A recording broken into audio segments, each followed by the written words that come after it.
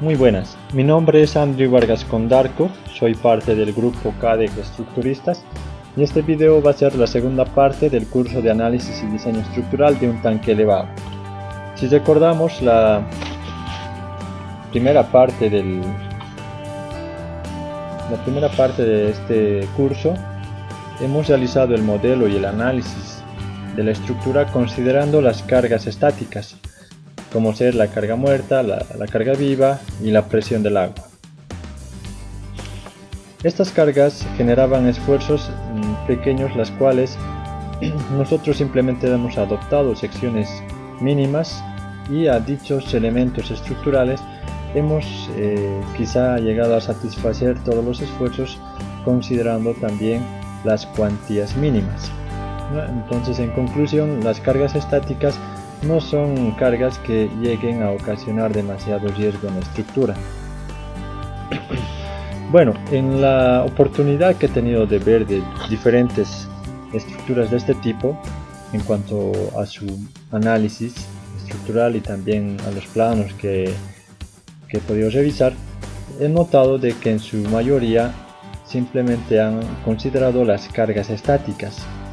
Pues bien, no digo que está mal, pero muchas veces algunas de esas estructuras han fallado porque no se han tomado en cuenta algunas eventualidades críticas, como ser sobre todo la del sismo, ¿no? Que el sismo es la fuerza que más daña, ¿no? Es el fenómeno que más daña las estructuras. Ahora pues vamos a tomar como base principal en este video cómo considerar las cargas dinámicas del viento y del sismo. Y también vamos a poder ver de qué forma se incrementan dichos esfuerzos en los diferentes elementos estructurales. Y vamos a llegar a necesitar incrementar las secciones y quizá también reforzar con cuantías más que las mínimas. Bueno, el diagrama de momentos que vamos a esperar obtener es de este tipo, las cuales de ninguna forma son parecidas a las de las cargas estáticas, ¿no? Entonces va a ser esta la parte interesante de este video, por sobre todo del curso. Para ello vamos a continuar simplemente con el modelo que ya teníamos de la primera parte. Bueno, vamos a entonces utilizar el modelo ya elaborado, donde ya tenemos las cargas estáticas, y vamos a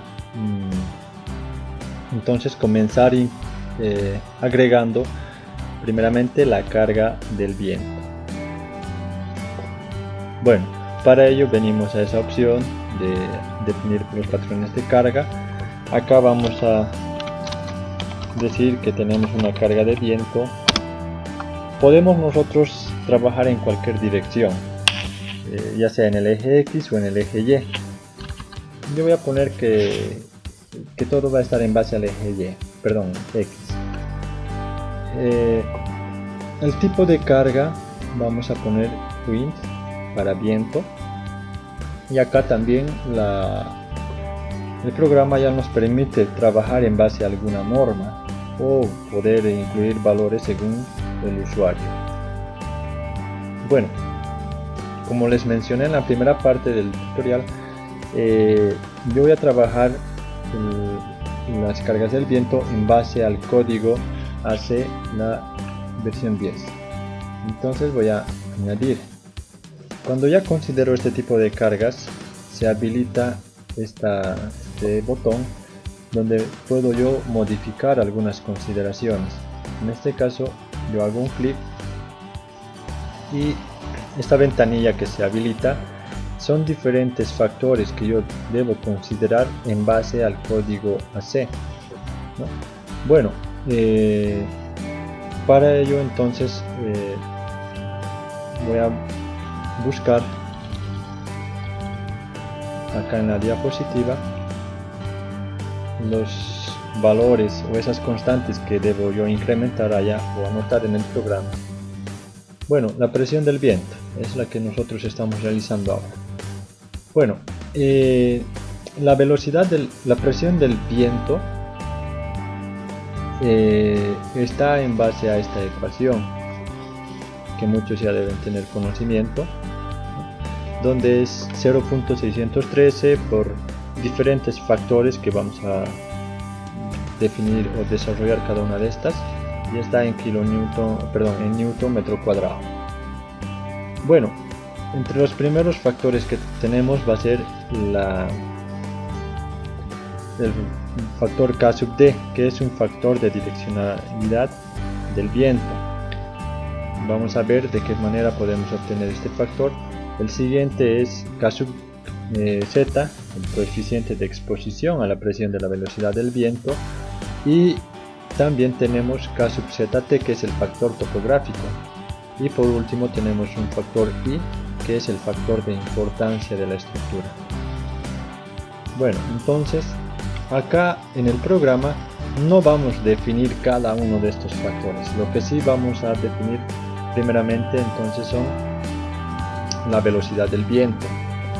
Como mínimo el código AC toma 700 millas por hora. Yo voy a hacer la consideración en base a la ciudad de Cochabamba, Bolivia, que normalmente la velocidad del viento más crítico llega a ser más o menos de 120 km por hora. Entonces, ese valor de 120 acá en el programa yo debo anotar en millas por hora, lo cual es equivalente a 75 millas por hora. Bueno, hemos entonces anotado la velocidad del viento. Acá el programa, según este código, nos indica que tenemos tres opciones para definir la categoría de la estructura. Entonces veamos, antes de continuar con estos factores, vamos acá a explicar un poco las categorías. Acá podemos notar que tenemos 4 categorías, pero directamente la primera no se toma en cuenta en el programa debido a lo siguiente. Esta categoría A nos dice que son para grandes centros urbanos con al menos 50% de las edificaciones con alturas mayores a 20 metros. Eso nos indica de que si nuestra estructura fuera del tipo A es porque estaría en un centro urbano donde los edificios a su alrededor son mayores a los 20 metros, donde existe poca probabilidad de que fuertes ráfagas incidan sobre la estructura, ¿no? Es decir, casi nada. Por lo cual obviamos esa categoría A. Bueno, la categoría B nos dice que ya está, la estructura puede que esté situada en áreas urbanas y suburbanas, áreas boscosas u otro terreno con numerosas obstrucciones cercanamente espaciadas. Vengamos más acá. La exposición B se aplicará donde las condiciones de rugosidad de la superficie del terreno prevalece en la dirección del barlovento una distancia de al menos 800 metros o 10 veces la altura de la edificación. Bueno, en este caso la estructura que estamos modelando es un tanque elevado, donde por lo general estas estructuras las posicionan o las ubican en sitios elevados. Entonces quizá van a estar más a la intemperie de algunos fuertes vientos, y donde nos dice por lo menos tiene que existir 800 metros o a 10 veces más de su altura, un espacio libre donde que quizá el viento tenga la suficiente fuerza para que pueda, donde se aplica o donde presiona a la estructura. Bueno, en la categoría C nos dice que son en terrenos abiertos, llanuras y sabanas con obstrucciones dispersas que tienen alturas de promedio de menores a 10 metros. La categoría D, áreas costeras planas o no obstruidas, expuestas al flujo del viento desde el océano abierto. En este caso la categoría D ya serían para estructuras que se encuentran cerca de las playas. Bueno, en este caso yo voy a tomar esta categoría B, ¿no? Teniendo en cuenta de que, asumiendo de que en 800 metros va a haber un espacio libre que nada cubra la estructura de los vientos. por lo cual en el programa entonces dejo simplemente como categoría B. El factor topográfico. Vamos a acá ver el factor topográfico. Nos dice la ecuación en la cual nosotros vamos a ir basarnos para obtener este factor vendría a ser esta, donde K1, K2 y K3 ya lo obtenemos de diferentes figuras que nos muestra el código AC. A fin de no alargar el video, yo voy a directamente asumir un factor topográfico de 1, pues les invito a que revisen el código AC para poder tener un poquito más de conocimiento respecto a estos factores. Bueno, entonces acá el factor topográfico estoy tomando yo como un valor de 1. Ahora el factor siguiente es K sub D, o el factor del efecto de ráfaga, es este, 0.85. ¿De dónde obtenemos ese valor? Es de la siguiente. Para estructuras rígidas nos dicen, entonces estructuras rígidas ya podemos nosotros asumir estructuras de hormigón armado, donde para esas estructuras se toma este factor con un valor de 0.85. Bueno, en caso de tener otro tipo de estructuras ya realizamos las diferentes operaciones o los cálculos manuales en base a estas ecuaciones. Entonces acá también nosotros sabemos de que es una estructura de hormigón armado, es una estructura rígida, y vamos por eso tomar este valor de 0.85.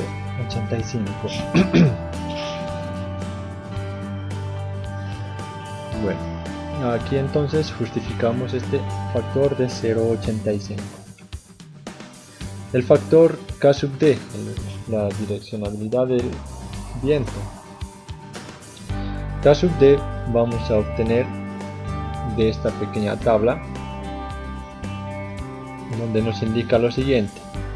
Para edificaciones el factor sería 0.85, para techos arqueados 0.85, para estructuras del tipo chimeneas, tanques y estructuras similares, dependiendo si son cuadradas, hexagonales o redondas, estas vendrían a ser los factores, que en nuestro caso es un tanque de secciones cuadradas, y el valor entonces vendría a ser de 0.9, por lo cual acá yo voy a modificar este factor 0.9. De esa forma entonces que yo he llenado esta parte de la ventanilla, esta sección. Bueno, veamos entonces a qué se refiere esta otra. Acá tenemos dos opciones para poder trabajar. La primera, que es que la presión del viento se concentre o trabaje en base a los diafragmas rígidos. En este caso, los diafragmas rígidos quizás sería más conveniente trabajar con el programa ETAPS, ya que el programa ETAPS por cada nivel considera un centro de masa. A eso lo denomina centro o diafragma rígido. Entonces las presiones directamente se aplican a esas masas por cada nivel, o dependiendo al nivel de pisos que sea considerado. Bueno, en este caso yo no voy a trabajar con diafragmas rígidos y voy a trabajar con la presión, con los muros, es decir que el viento se va a exponer en áreas. En este caso acá yo digo, vamos a incluir la presión en los objetos área. Una cosa más, permítame acá aprovechar el video, donde si utilizamos con diafragmas rígidos, nosotros no tenemos el control de la dirección del viento, es decir, no vamos a saber con exactitud en qué sentido va a estar aplicada la presión del viento en la estructura, si es en el eje X o si es en el eje Y.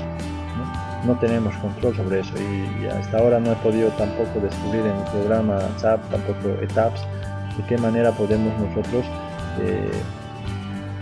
tomar dominio en base a qué dirección queremos que se aplique la presión del viento. Bueno, si la alternativa que nosotros estamos trabajando, sí yo voy a poder tener dominio sobre en qué sentido va a estar aplicada la presión del viento. Y todo vamos a trabajar en base al eje X. Bueno, entonces ya hemos podido notar de que al trabajar con esta opción no necesitamos anotar ningún valor acá. Bueno, está bien. Y por último veamos esta otra donde nos dice la exposición, o sea la altura de exposición. El programa por defecto ya te lo determina qué altura. De cualquier forma, si alguno quiere tomar simplemente un valor, acá el valor máximo está tomando 15 metros. Los 15 metros son la altura total de la estructura. Es decir, que los 15 metros son acá, nivel máximo, y el valor de menos 1.8 es acá a nivel de fundación. Recordemos que los ejes locales hemos tomado acá 0, aquí es 0 en Z. Entonces está tomando toda, desde la base de la fundación hasta la altura más alta de la estructura, está tomando en cuenta la presión del viento. Nosotros lo dejamos simplemente tal y como está, no vamos a realizar ninguna modificación. Si alguno desea, no hay ningún problema modificar esos valores, pero yo prefiero ya directamente dejarlo en esta opción. De esa forma es que en base al código AC hemos ido viendo los factores de donde obtenemos dichos valores, ¿no? Y de esa forma hemos completado esta ventanilla para la carga del viento. Pues presionamos OK. Y entonces asignemos primeramente la carga del viento y luego continuamos con la carga del sismo. OK. Bueno.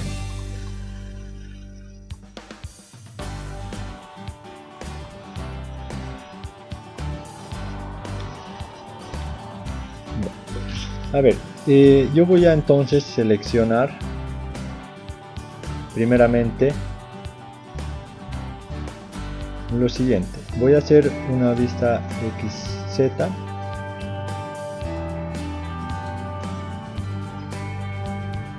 perdón, en 3D. A ver, y como estamos indicando que la presión del viento debe ser respecto al eje X, vamos a hacer en este sentido, ¿ya? En el sentido X positivo, donde estamos tomando nosotros en cuenta que el viento está viniendo de esta parte. Va a aplicar a esta cara directamente como barlovento, y al barlovento se lo toma con un factor de 0.8. Vamos a ver después de dónde incluimos este valor. Ahora, en el otro extremo, la cara va a ser ya el sotavento, donde al sotavento vamos a tener que trabajar con un factor de 0.5 de la presión total del viento. De esa forma, si alguno deseaba trabajar respecto al otro eje, es simplemente lo mismo, pero ya aplicando las áreas, ¿no? Seleccionando las áreas. Se van a dar cuenta, no es ningún inconveniente eso para elegir el sentido. Bueno, entonces yo debo tener el cuidado de elegir la cara, primeramente esta, para poder aplicar el barlovento. Y una cosa también, si vemos, si recordamos los ejes locales de esta cara, de esta forma, los ejes locales, entonces su eje local está contrario a la presión del viento que nosotros vamos a ir asignando. El barlovento va a estar en este sentido y su eje local de esta cara está en el otro sentido. Entonces eso en qué forma va a ocasionar que nosotros hagamos alguna consideración. Simplemente el valor del barlovento hemos indicado que es de 0.8, pero como su eje local está contrario a la presión que vamos a definir, vamos a anotar entonces con signo negativo al barlovento. por este tema del eje local de la cara, ¿no? Si su eje local estuviera en el mismo sentido como en el caso que va a ser del otro, no hay ningún inconveniente de poner este signo negativo. A ver, el eje local de la otra cara de acá va a estar en este sentido. Lo que me interesa es este, ¿no? Su eje local va a estar de adentro hacia afuera, donde la presión del viento va a estar en el mismo sentido que ese su eje local, por lo cual el factor del barlovento, del sotavento en este caso, ya sería de 0.5 con signo positivo. Solamente esa pequeña consideración, por favor, acá respecto a los ejes locales, para no estar, para que no tengamos ningún error al momento de tener los resultados. ¿Ya? De todas formas, acá vamos a ver rápidamente los ejes locales de las áreas. ¿Ya? Acá ponemos ejes locales y yo quiero visualizar, y vamos a ver de que para esta cara, ¿ve? Es como decíamos, ¿no? Está en el otro sentido, donde va a estar aplicada la presión. Y para la otra cara está correctamente, ¿no? Eso era muy importante tener en cuenta. Bueno, deshabilito los ejes locales. Ahora voy a seleccionar esta cara, ¿no? A ver, primeramente vengo aquí a seleccionar según sus propiedades, áreas, y voy a seleccionar todos los elementos muro. Selecciono, cierro esta ventanilla, hago un clic en la pantalla y digo que me muestre solamente los muros o los objetos que he seleccionado. Ahí está. Entonces yo debo de tener cuidado de elegir simplemente esta cara con la cual yo voy a aplicar la presión del viento, que sería esta, ¿no? A esta cara va a estar aplicada la presión del viento. Entonces yo debo tener el cuidado de seleccionar todos los elementos simplemente de esa parte del muro. Para ello entonces vengo acá a esta otra, yo me puedo guiar en esta, hago una vista XZ y voy a seleccionar. Bueno, si me doy cuenta, acá yo he seleccionado la otra cara, no hay ningún problema. Hago escape, simplemente con la flechita me direcciona al otro lado, y ahora sí, ya tengo la seguridad de que estoy seleccionando la cara que necesito.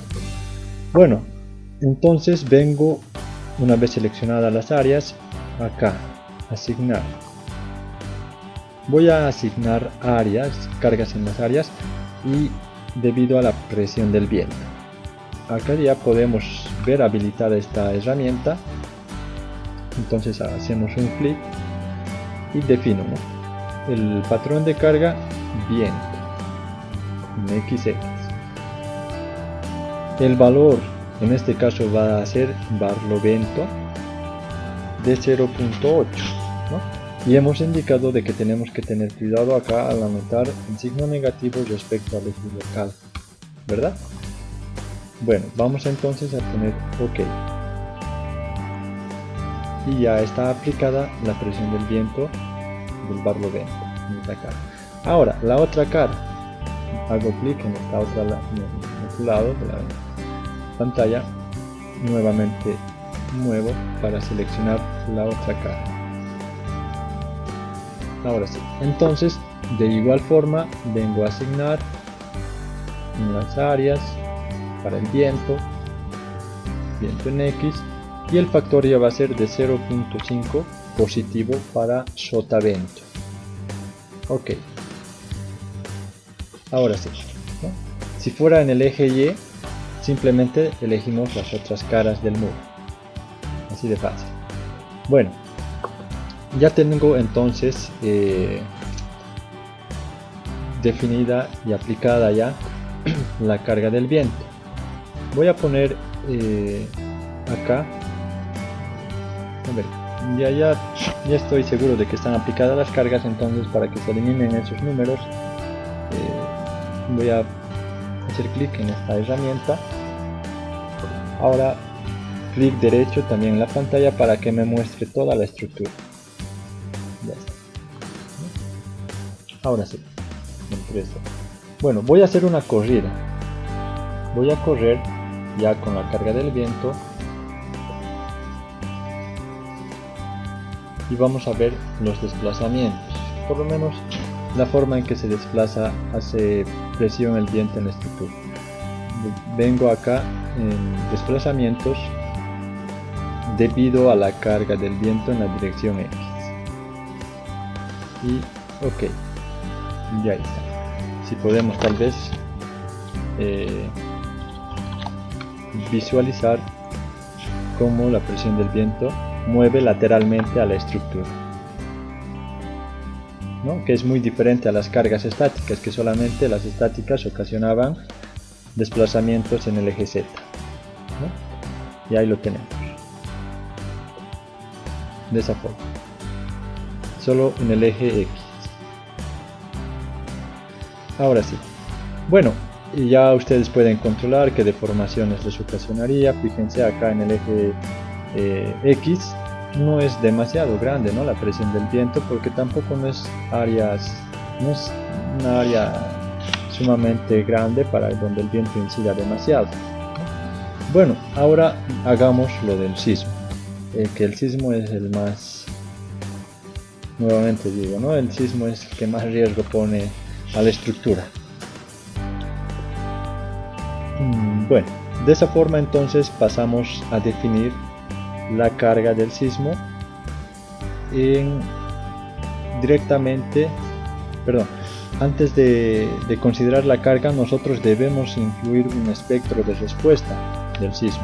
Entonces eso la definimos acá en este comando, define función espectro de respuesta. Hacemos un clic. De igual forma tenemos la opción de trabajar en base a diferentes normas, ¿no? En este caso yo estoy tomando el ejemplo de la ciudad de Cochabamba, Bolivia, y en el programa todavía no toma en cuenta la norma boliviana, por lo cual yo voy a agregar el espectro de respuesta según el usuario, acá, según el usuario. Entonces añadir función, para mí va a ser el espectro de Cochabamba. Bueno, para ello entonces voy a necesitar el espectro de Cochabamba según el código de diseño sísmico de la norma boliviana.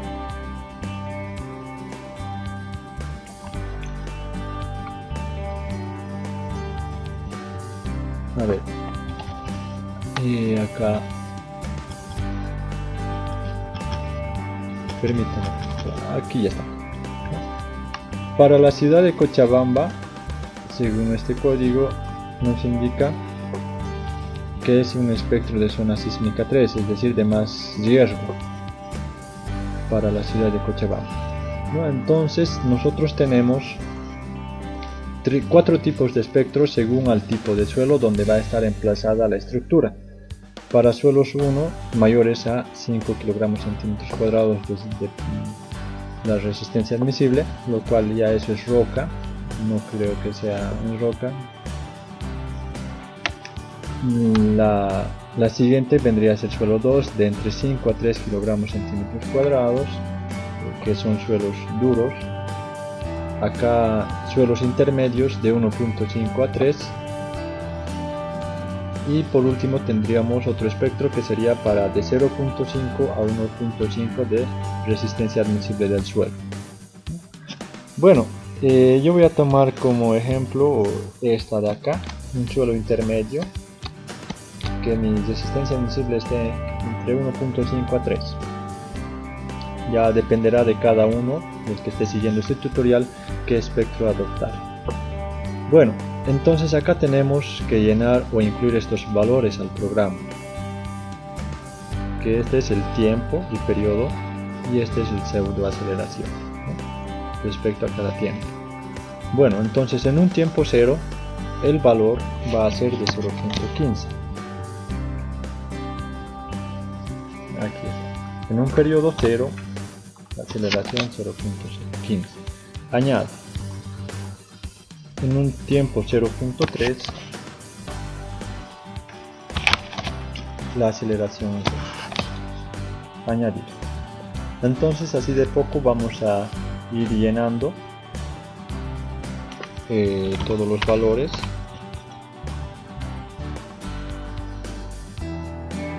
En un tiempo de un segundo, 0.27.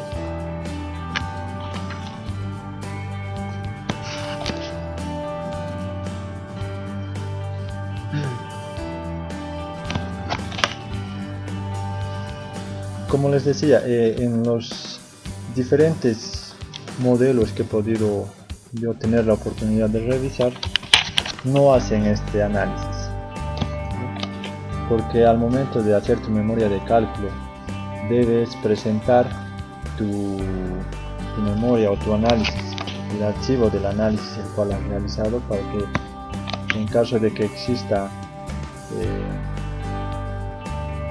alguna falencia o alguna falla en la estructura, hacen la revisión de tu modelo estructural.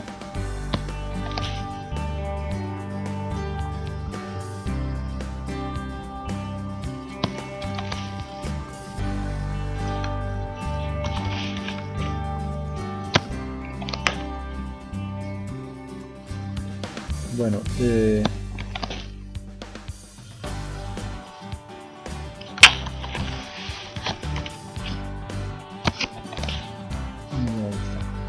así vamos a ir llenando cada uno de estos, o directamente ustedes pueden ya buscar si existe el código de su país y trabajar directamente en forma directa con esa con el espectro según la norma que ustedes tengan.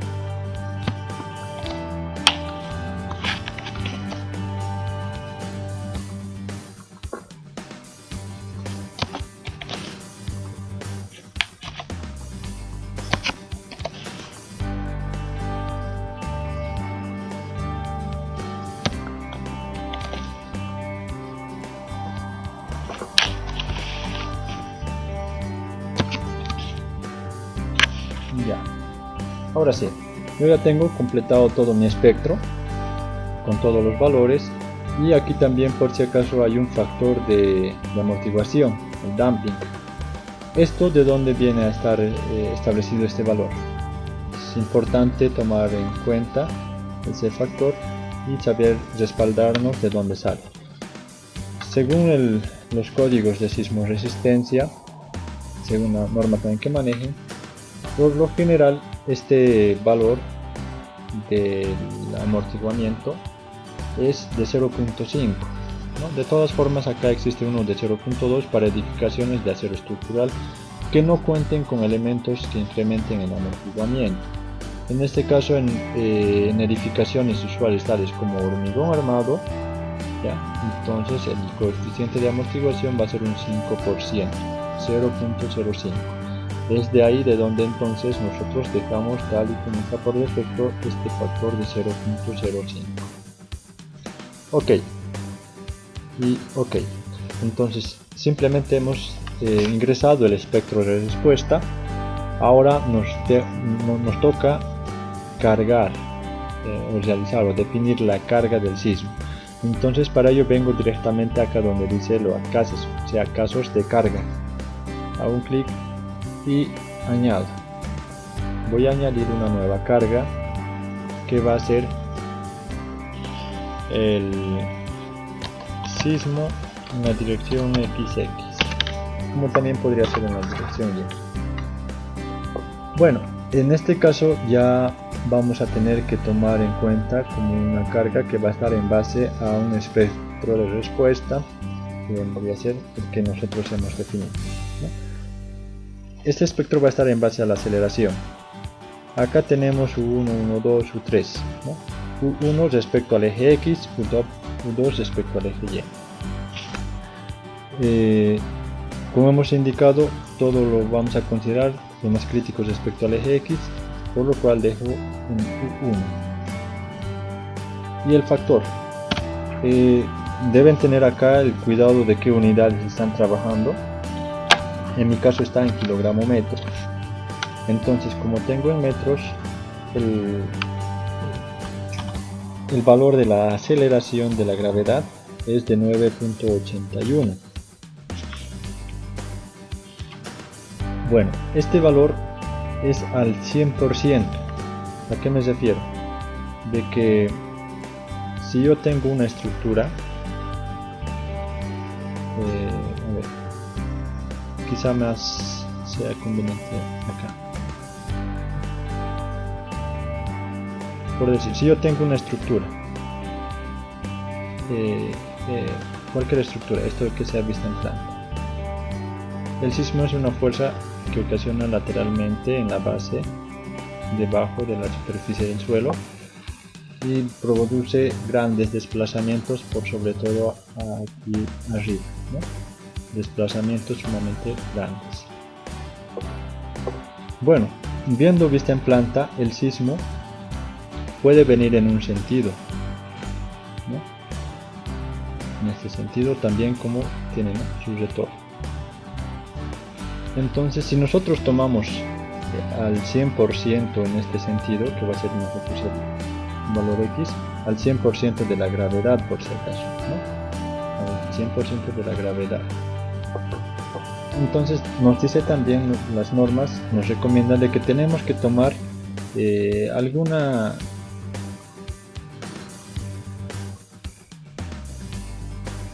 en el otro sentido debemos tomar algún pequeño porcentaje, es decir, un 30% aproximadamente, ¿ya? 30% de lo que es la gravedad, ¿no? O en este caso, si fuera al 100% en el eje Y, al 30% en el eje X. Bueno, esto es considerando la gravedad. La gravedad, si tomamos 9.81, es un sismo severo, ¿ya?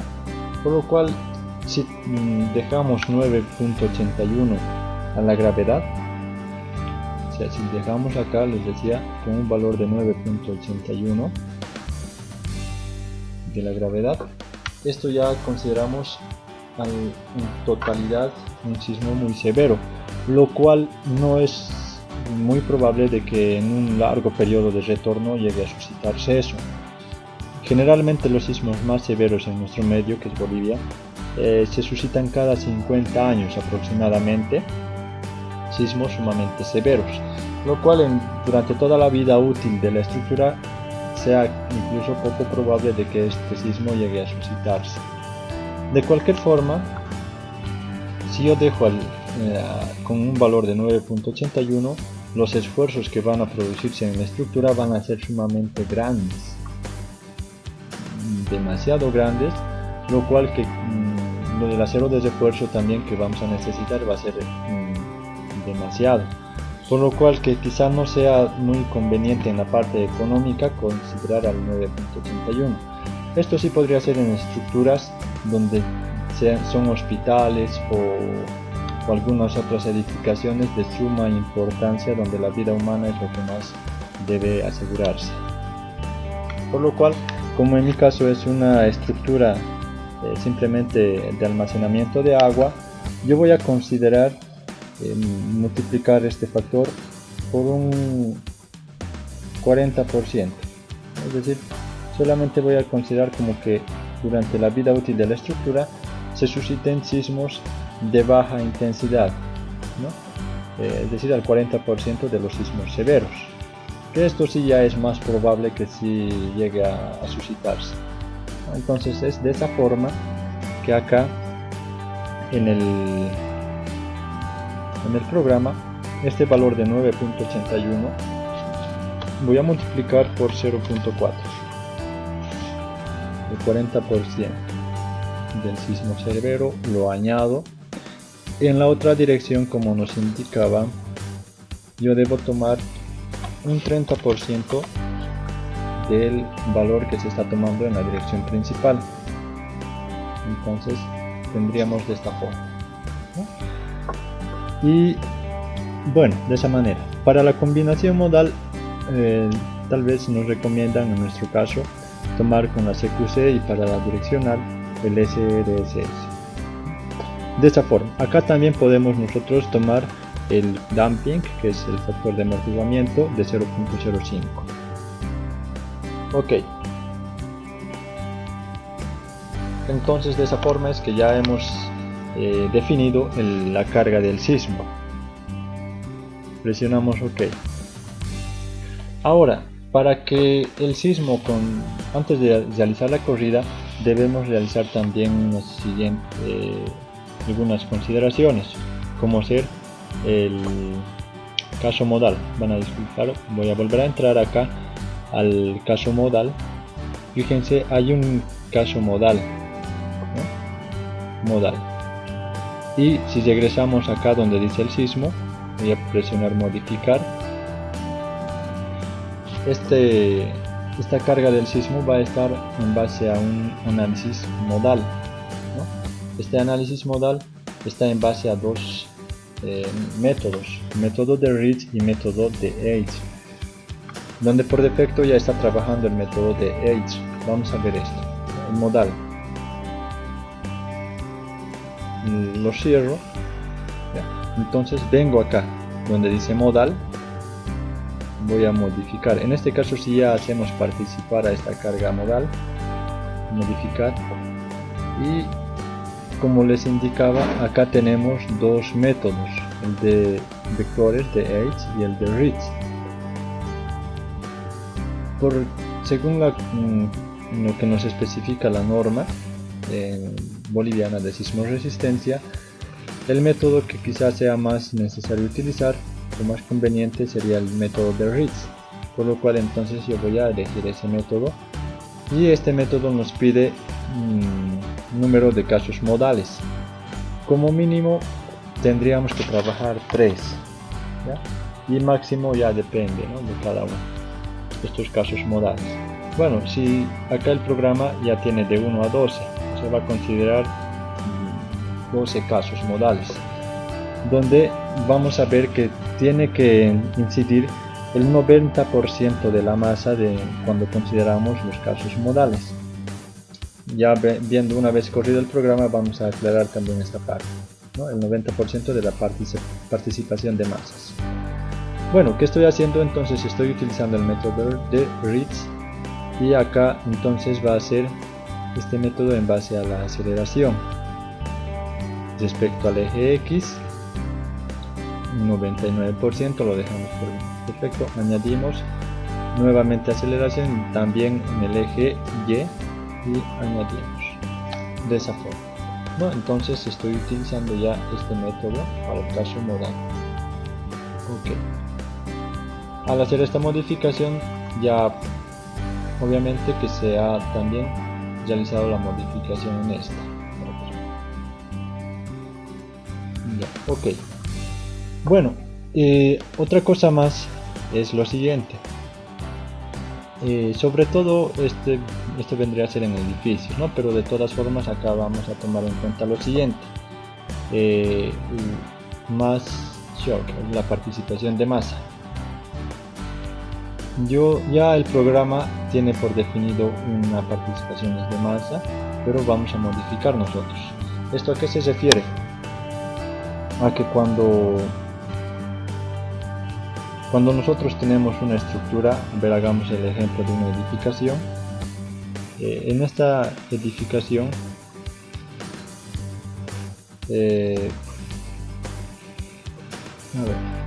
por decir, ¿no?, aquí está el edificio y todo. Cuando el sismo se llega a presentar, ¿no?, el peso de la carga muerta va a estar al 100%. Es decir, la masa de la carga muerta, o sea, el peso propio, va a estar tomada al 100%, siempre, ¿no? Ahora, las cargas muertas adicionales, o sea, las sobrecargas, ¿no?, de los muebles y todas esas cosas, también debemos considerar, o sea, las sobrecargas muertas. La sobrecarga muerta también debemos considerar al 100%, ¿no? Ahora, cuando el sismo también se suscite, las cargas vivas quizá no esté en su totalidad para la cual fue diseñada la carga viva. Generalmente para edificios la diseñamos considerando cargas vivas de entre 250 a 500 o más kilogramos metros cuadrados, dependiendo de la funcionalidad del edificio. Entonces es difícil, no, es poco probable de que ocupen toda esa carga durante ese momento que se presente el sismo. Entonces también nos recomiendan, para ser un poco más precisos, que las cargas vivas solamente tal vez tomemos al 50%, ¿no?, en la participación de masas al considerar el sismo. Y para demás cargas también, ¿no?, al 50% o 25%, dependiendo a la categoría del edificio. Bueno, esto es lo que vamos a desarrollar ahora en el programa, donde en esta ventanilla puedo modificar el nombre. Yo lo voy a dejar tal y como está. Bueno, en esta parte, el programa por defecto ya tiene clicado esta opción, donde ya está tomando en cuenta la participación de carga de todo lo que es el peso propio y algunas masas adicionales.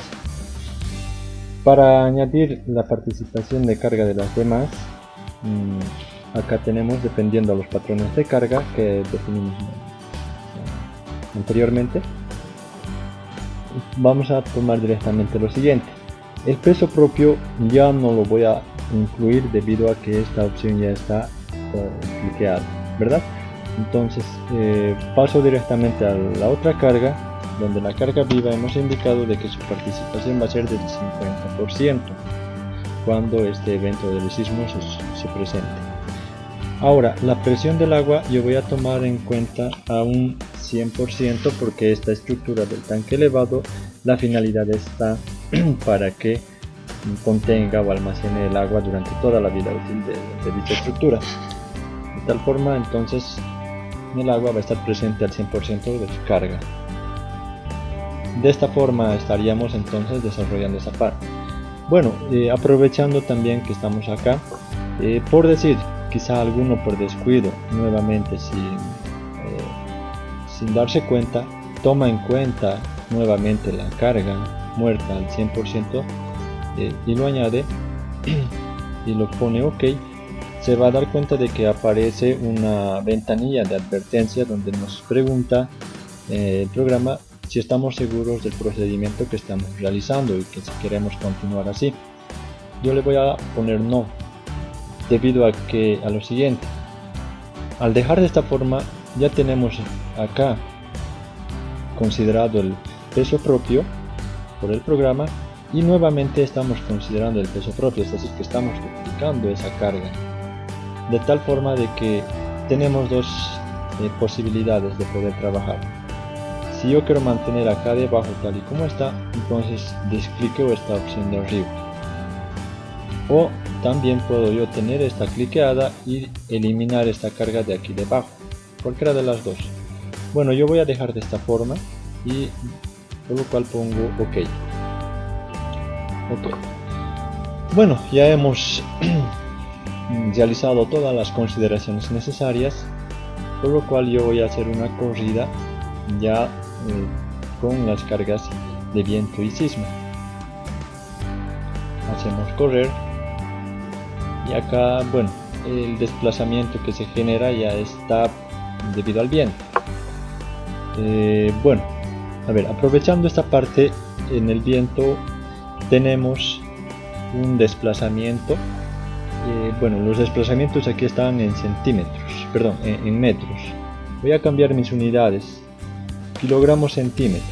Lo que me interesa es más que todo la unidad de longitud en centímetros, donde para la presión del viento en el eje X, o sea, donde nos indica U1, el valor es de 0.54 centímetros, 5 milímetros de desplazamiento, donde no es un desplazamiento lateral demasiado crítico, debido a que también la presión o el área donde se aplica la presión del viento no es tan grande, ¿no? Esto que quizá en edificios podría ser un poquito más severo. De todas formas, la carga que más daño va a ocasionar en la estructura sería el sismo, como desde un principio lo hemos venido diciendo. Entonces, de esa forma es que yo elijo el sismo, se carga del sismo, y podemos hacer también posar el cursor acá en esta parte superior de la estructura, y podemos notar de que el desplazamiento en el eje X es de 4.64 centímetros. Entonces ya aquí podemos tener mejor idea de qué forma entonces el sismo incide en la estructura en cuanto a los desplazamientos. En el otro sentido, en el eje Y, nos proporciona un valor de 1.39 centímetros, ¿no? Esto debido a que en el sismo hemos puesto un 100% en el eje X y un 30% en el eje Y. Bueno, ahora podemos hacer una serie de combinaciones. Acá definimos combinaciones, añadir nueva combinación, voy a poner diseño 2, en este caso considerando simplemente la carga todas las cargas con el viento. Al peso propio 1.2, añado a la presión del agua también 1.2, a la carga viva 1.6 y a la carga del viento simplemente con 1. No voy a tomar en cuenta el sismo porque las combinaciones de los diferentes códigos de diseño sísmico nos indican de que no se debe tomar en cuenta el viento y el sismo al mismo tiempo, ¿no? Por eso acá he especificado solamente para el viento.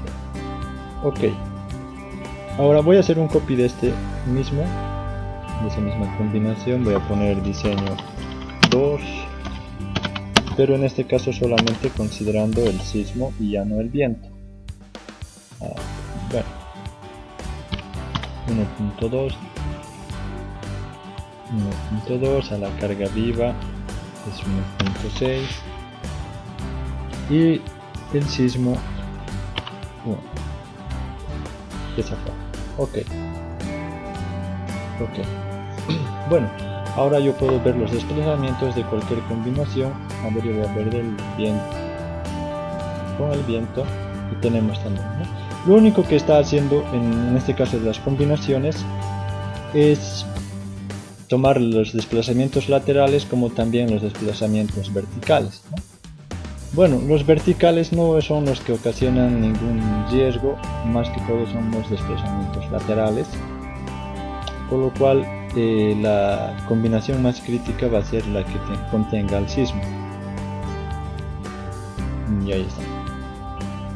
Bueno, acá pareciera como que si el programa ha tenido un error o tal vez no hemos desarrollado algo bien, pues no se asusten. Acá en mi versión está saliendo de esta forma, que quizá también una de ustedes puede que sea así, o esperemos que no, pero no sé. No piensen que esto está mal, ¿no? De todas formas, acá tenemos los desplazamientos ya con las fuerzas laterales del sismo, los desplazamientos laterales del sismo, y también los desplazamientos verticales que ocasionan las cargas estáticas. Bueno, yo voy a controlar los desplazamientos máximos que me recomiendan en este caso la norma boliviana de sismo resistencia, que vendría a ser esta. Vamos a controlar los desplazamientos de la siguiente manera. Acá me indica que yo debo hacer la resta entre el desplazamiento superior y el desplazamiento inferior del entrepiso que vamos a tomar en cuenta, ¿ya? Multiplicado esto por un factor de comportamiento, y todo esto debe ser menor o igual al desplazamiento máximo, que es igual de 0.012 por la altura del entrepiso. Acá está, por si acaso, indicando el significado de cada una de estas denominaciones que tenemos acá. Bueno, entonces, a ver, veamos los desplazamientos en el eje X, que son los que en la dirección, en el eje que más hemos incidido todas las cargas. Y venimos nuevamente al programa. Lo que me interesa en este caso son los desplazamientos laterales. La imagen o la deformación acá no me está ayudando, por lo cual los desplazamientos verticales yo no me voy a interesar en eso, por lo cual voy a venir acá donde dice la carga del sismo, simplemente el sismo, pongo OK. Entonces voy a controlar esos desplazamientos laterales. Me paro en la parte más alta y veo que su desplazamiento es de 4.64. Entonces voy a hacer la resta de esas dos, de 4.64. Vengo acá debajo del entrepiso y su desplazamiento es de 4.56.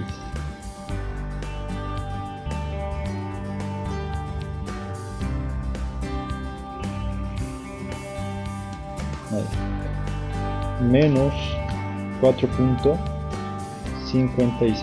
Todo esto multiplicado por el factor de comportamiento. Entonces, ¿qué se presenta el factor de comportamiento? Acá vamos a ver, multiplicar lo siguiente.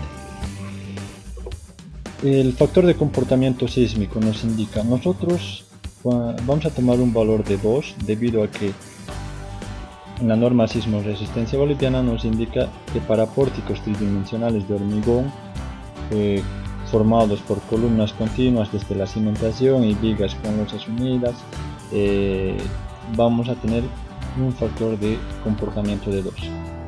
2 también lo tomo por el tema de que al multiplicar por este factor nuestro desplazamiento en X sea mayor, tomando en cuenta más la seguridad. Bueno, entonces de esa forma multiplico por 2 a estos valores, ¿no?, que ya teníamos de 4.64 menos 4.56, y sale un desplazamiento en centímetros de 0.16. Esto tiene que ser, a ver, acá estamos viendo, acá vamos, sale el desplazamiento que hemos calculado en X, sale 0.16 centímetros. Esto tiene que ser menor o igual, como la norma nos está acá indicando, a 0.012 por la altura del entrepiso, en centímetros en este caso. La altura de ese entrepiso es de 3 metros, es decir, 300 centímetros, y el desplazamiento, la deformación máxima acá es de 3.6 centímetros, lo cual cumplimos en su cabalidad, ¿no? Y de esa forma también podemos hacer para cada una de estas otras. Acá tenemos, a ver, hagamos de este otro entrepiso. Aquí tenemos 2.51 o 52 menos acá debajo 1.33 por 2, que es el factor de comportamiento, y sale un valor de 2.38. acá en ese entrepiso sale 2.38 centímetros, ¿no? Esto de igual forma es igual a de menor a 3.6, también estamos cumpliendo. Entonces así de cada uno de los entrepisos nosotros tenemos que ir verificando que sea menor al que la norma nos indica. Nuevamente acá podemos hacer de cada una, pero ya ustedes pueden verificar según también las normas de diseños de su país, ¿no? Bueno, ahora vayamos directamente a los desplazamientos, perdón, a los esfuerzos máximos que son ocasionados. Entonces, antes yo puedo hacer acá, puedo ver los momentos que se presentan en los frames debido a la combinación 2, bueno, ya considerando el sismo, ¿no? Que es la parte más crítica. Y voy a pedir que me muestre las fuerzas axiales primeramente. Ok. Bueno, acá yo voy a modificar las unidades a tonelada metro para tener una mejor referencia. Y acá en la parte de abajo tenemos menos 20 toneladas, o sea, esto ya está en tracción. Y acá tenemos también menos 20 y menos 40 toneladas, ¿no? O sea, hay una envolvente. Hago un clic derecho acá en este elemento y hay una envolvente. Es que en algún momento el sismo va a ocasionar de que en un instante de tiempo tenga un valor de 20 y en el otro instante de tiempo tenga un valor de 40. Bueno, la fuerza axial máxima estamos notando de que es de 40 toneladas. Ya es un poco más que la que nos botaba en las cargas solamente estáticas. 40 toneladas. Ahora veamos entonces lo mismo acá en los frames, perdón, para esta misma, y veamos el diagrama de momentos. En momentos, ok. Y eso es lo que esperábamos obtener. Al principio del curso hemos visto de que nuestro diagrama de momentos tendría que salir de esta forma y es así como estamos obteniendo, ¿no? Ahí está. Y podemos hacer quizá un clic en cualquier elemento. A ver, hagamos acá en una viga y podemos ver de que en esta viga ya las cortantes y los momentos ya son mucho mayores. Por ejemplo, el cortante ya es de 2 toneladas y el momento es de 3 toneladas, ¿no? Ya se incrementa. Entonces acá arriba, a ver, podemos hacer un clic en esta viga de arriba. Cortante ya es aproximadamente 2.63 y el momento ya es de 4.15 toneladas. Imagínense ya cómo ha crecido ese valor a comparación de las cargas estáticas. Para poder desarrollar una mejor comparación y recordar los momentos que hemos obtenido de las cargas estáticas, podemos también ver acá en el lado derecho de la ventanilla que en esta parte nos muestre los momentos debido a la carga de diseño 1. O sea, en la carga de la combinación de diseño 1 era solamente las cargas estáticas. Ponemos OK y hagamos una comparación. Para esta misma viga yo hago un clic derecho, ¿no? Me paso sobre ese elemento, hago un clic derecho y fíjense, el momento por cargas estáticas era de 0.3 en los extremos y el cortante de 0.43, ¿no? O sea, nada a comparación de las cargas que ocasiona el sismo, sobre todo, ¿no? 4 y 2.63. Entonces es eso tal vez lo que muchas veces nosotros como ingenieros, como calculistas, no tomamos en cuenta, y a veces nos preguntamos que hemos hecho todo el cálculo correcto, pero ¿y por qué ha fallado entonces la estructura? Es que tal vez no hemos considerado esas situaciones de eventos críticos cuando se ocasionan el sismo. Bueno, entonces así ya podemos hacer el diseño de cada uno de estos elementos considerando ya este nuevo diagrama, donde ahora para las columnas también podemos notar de que los momentos, fíjense acá debajo ya tiene 2.15 toneladas y el cortante de 1.43. Acá arriba, igual haciendo un clic derecho, 1.6, 2 toneladas, ¿no? Así de cada uno de estos elementos podemos ir notando. Acá arriba ya tiene un momento de 2.3, un cortante de 1.5. Entonces nosotros podemos elegir una columna más crítica y diseñar para esa. Lo mismo para las vigas. Ahora, como el sismo también hemos considerado con un pequeño porcentaje en el otro sentido, también vamos a tener momentos, pero quizá no tan grandes, ¿no? De todas formas, yo puedo hacer visualizar los momentos en los frames en el eje 2, es decir, en el otro sentido. Y notamos de que sus momentos tiene pequeños momentos, pero no tan considerables. Perdón, van a frames, por favor acá modifiquen la carga de diseño sismo con el sismo, ¿verdad? Igual en el eje 2, ahí está. Entonces puedo yo tomar esta columna y ver de que el momento ya tiene, quizá no como en la otra dirección, pero de que tiene un momento, ya sí se presenta un momento, ¿verdad? A comparación de estas otras columnas, fíjense, los momentos son aproximadamente próximos a cero. Bueno, entonces voy a, antes de hacer el diseño, verificar si mis elementos estructurales, debido a las cargas presentadas del sismo, van a poder ser óptimas. A ver. Voy a darle una chequeada, una corrida. Estoy en esta parte derecha, donde están los esfuerzos según las cargas estáticas. Hago un chequeo, a chequear todos los elementos.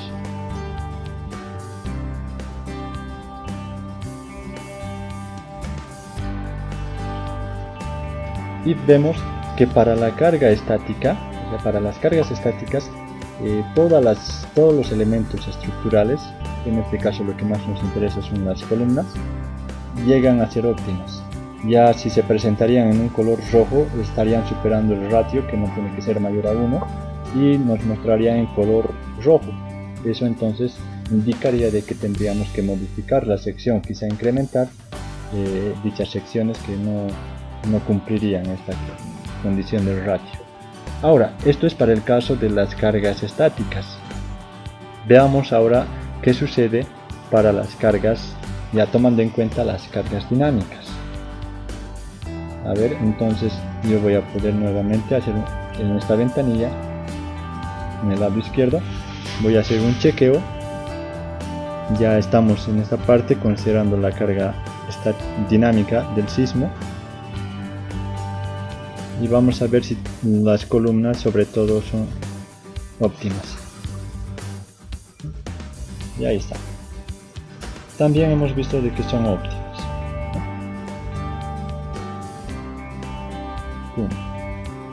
A ver, nuevamente vamos a hacer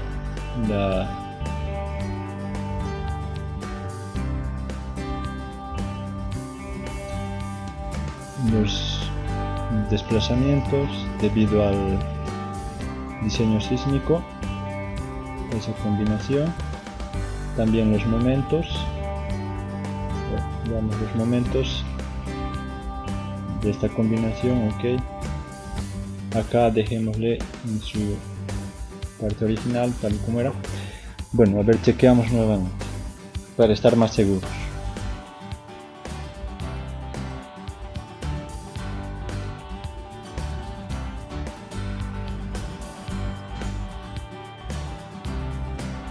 Bueno, ha cumplido con todas las condiciones, ¿no? En mi anterior modelo he tomado un espectro de respuesta un poco más crítico, tomando en cuenta el suelo blando, ¿no? Entonces, en esa parte algunos de los elementos me salía de color rojo, donde sobre todo estas de acá, las columnas que estoy seleccionando, no eran óptimas, sobrepasaban el ratio para un espectro de respuesta más crítico, ¿no? Pero en este caso me está cumpliendo, por lo cual yo puedo entonces mantener con las secciones que en un principio están adoptadas.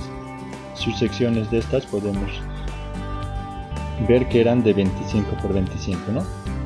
Hago un clic derecho simplemente, 25 por 25, entonces satisface. En caso de que ustedes tomen en cuenta su espectro de respuesta y no les cumpla esto, les muestre de color rojo, lo que deberían hacer ustedes es modificar las secciones, tomar unas más tal vez de 30 por 30. Las vigas, si nos damos cuenta, salen de color plomo, donde incluso no están cumpliendo ninguna función más que rigidizar las columnas, ¿no? Pero en cuanto a su elemento independiente de la viga no hay ninguna función más allá de esa que hemos explicado. No tienen nada de riesgo, ¿no? Las columnas son las que más preocupan en esta estructura. Bueno, entonces de esta forma hemos concluido con esta parte del modelo estructural, considerando el sismo, también el viento, en todo este curso. Bueno, para la parte del, tal vez aprovechar, sigue también el video, podemos ver la participación de masas, que en un principio también decíamos del video, ¿no? Los modos y periodos de vibración. En esta parte, cualquier norma, a lo que he podido notar, nos indica de que los números, los modos naturales de vibración, nosotros hemos especificado, si recordarán, de 1 a 12 modos de vibración que el método Ritz ya tenía por defecto. Pero esos tienen que ser suficientes, ya esos números de suficientes modos, para lograr un adecuado análisis sísmico, de tal manera que la suma de las masas asociadas, ¿no? La participación de masas, llegue a más del 90% de la masa total de la estructura, ya sea en el eje X o en el eje Y, ¿no? Ahora, estas cosas que no parecen interesantes son sumamente importantes, por lo cual entonces nos vamos a tomar el tiempo de ver esa participación de masa de la estructura, si estamos en lo correcto o no. Y voy a venir a hacer acá en el comando display, ver las tablas, acá en análisis de resultados, donde dice todo lo que viene a ser las estructuras, la información modal, y en una parte nos indica la participación de masas, que es esta, ¿no? Participación de masas. Pongo OK, se genera esta pequeña tabla y aquí podemos notar el número de modos de vibración, que son 12 que hemos definido. Ahora, la participación de masas, cuando yo tengo el primer modo de vibración, acá podemos notar, es esta, ¿no? El periodo, ¿no? En el periodo 1.63, en el eje X su participación es del 0.13% de la masa total, y en el eje Y es de 0.79 de participación de masa, lo cual todavía no está cumpliendo lo que vendría a ser el 90%, ¿no? Tendría que ser más que el 0.9. En este caso está menor, todavía no cumple. Bueno, si vemos esta otra, que es en el eje Y, perdón, en el eje X, en el eje Y, que es la inversa simplemente de la anterior, tampoco no está participando en ninguno de los ejes en más del 90% de las masas. Acá el tercer modo de vibración, que es sobre todo el de torsión, ¿no? En este periodo su participación de masas es 0. Pero no es que solo la participación de masa sea 0, esto es respecto al eje Z, perdón, al eje X y al eje Y, tiene su participación de masas en un giro torsional, ¿ya? Y de esa forma. Bueno, ahora esto es dependiente de cada uno de los elementos, o sea, en cada uno de los ejes. Ahora nos fijamos nuevamente en esta parte. Esto es lo que me interesa, ¿no? Acá ya es la sumatoria de masas. la participación de masas. Para el caso modal 1, fíjense, la sumatoria era, bueno, independientemente el valor o la participación de masas era de 0,13 y 0,79, está acá. Acá debajo tenemos este otro valor y este otro valor, pero se están sumando a la que ya teníamos acá arriba. Esto es la sumatoria de participación de masas, donde para el segundo modo de vibración ya tenemos más del, ya esto es mayor al 90%, o sea 0,9 de participación de masas, por lo cual hasta el segundo modo de vibración nosotros ya hemos satisfecho esa condición que nos dice el 90% de la participación. Y si se darán cuenta, a medida que vamos sumando todos los demás modos de vibración, ya tenemos mayor participación de masas e incluso casi llegar hasta el 100%, ¿no? Entonces suficiente era que quizá por acá pongamos el número de modos de vibración de 2, pero como mínimo nos recomienda las normas del método de Ritz, tal vez lo mínimo tomar 3, ¿no? Y aquí con garantía vamos a cumplir la condición. Si es más, no hay ningún inconveniente, mejor todavía, pero por lo menos 3. De esa forma entonces es que estamos cumpliendo con este requerimiento que la norma nos indica, que la participación tiene que tener más del 90%, y por eso el número de suficientes modos de vibración. En nuestro caso, ok, hemos cumplido, y también entonces de esa forma es que hemos verificado esa parte. Ahora también quiero aprovechar para poder ver lo siguiente. Voy a poner acá con esta opción, tal y como es la estructura, de forma normal, sin ninguna corrida ni análisis, donde voy a visualizar los desplazamientos, ¿ya? Pero considerando el caso, está acá arriba, el caso modal, los números, los modos de vibración, ¿no? Que en nuestro caso eran 12.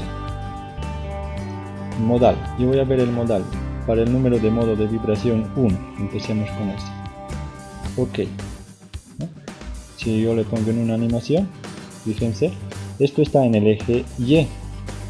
Si recordarán la tablita, 70% o más tenía la participación de masa en el eje Y, y en el eje X un 13% aproximadamente. Ahora, voy a ir al eje modal 2. Fíjense, acá está modal 1 con su periodo de retorno de 1.63 segundos, su frecuencia también. Ahora voy a ir al modo 2 y vemos que está en la otra dirección, en el eje X, ¿verdad? Ahora, si recordamos el tercer modo de vibración, veíamos en la tablita de que era de forma torsional, o sea, esto tiene que ir como una torsión. Estamos en el 2, pasamos al 3 y hacemos la animación y ahí. Y así de cada una podemos ir viendo, ¿no? De cada una de estas podemos ir viendo sus desplazamientos debido a los modos de vibración. A ver, voy a ver yo la número 9 por decir, ok, y es de esta forma, ¿no?